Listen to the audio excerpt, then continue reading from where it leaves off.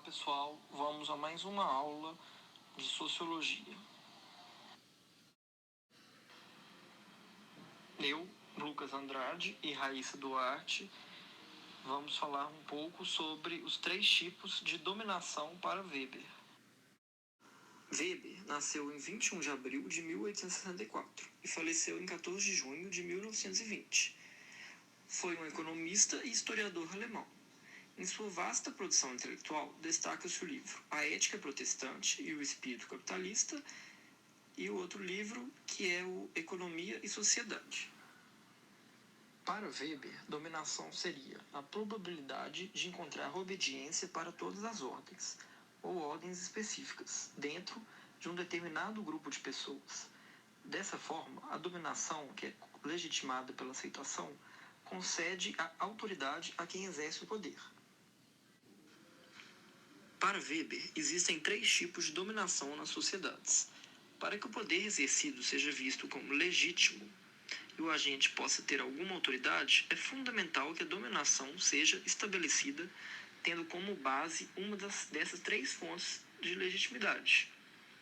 A dominação racional tende a ser a forma mais estável de legitimidade da dominação, porque ela se constitui por meio de uma convenção social determinada entre os indivíduos de um país ou região.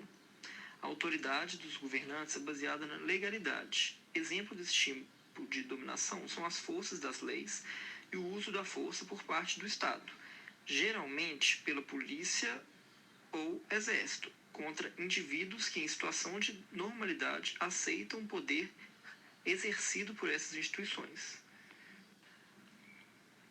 Para essa legitimidade acontecer, é necessário ocorrer todo um processo legal e correto para a sanção das leis, e as ações dos estados devem estar submetidas a elas.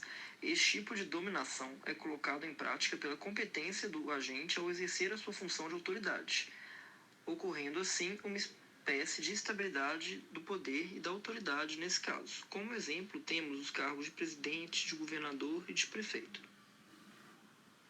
A dominação tradicional acontece em virtude do respeito à tradição. A autoridade pessoal do governante é investida por força de costume e esse tipo de dominação vem de normas tradicionalistas. A dominação tradicional é considerada uma relação de poder e subordinação. Como exemplo, temos a relação enraizada na cultura da sociedade do poder exercido entre pais e filhos.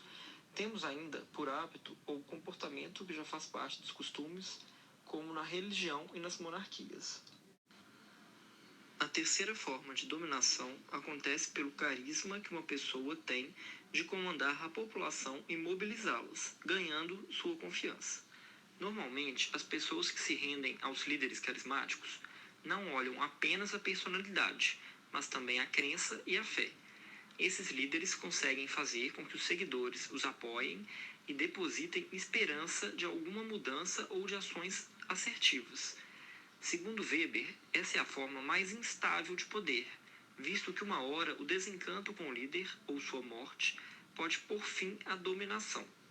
O carisma pode estar presente em um demagogo, um ditador, um herói militar ou um líder revolucionário.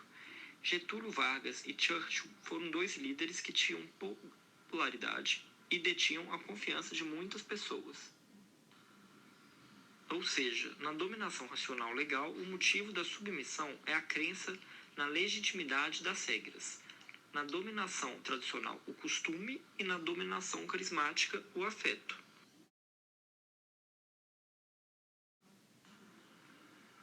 Obrigado a todos e todas pela atenção. Espero que tenham tido uma boa aula.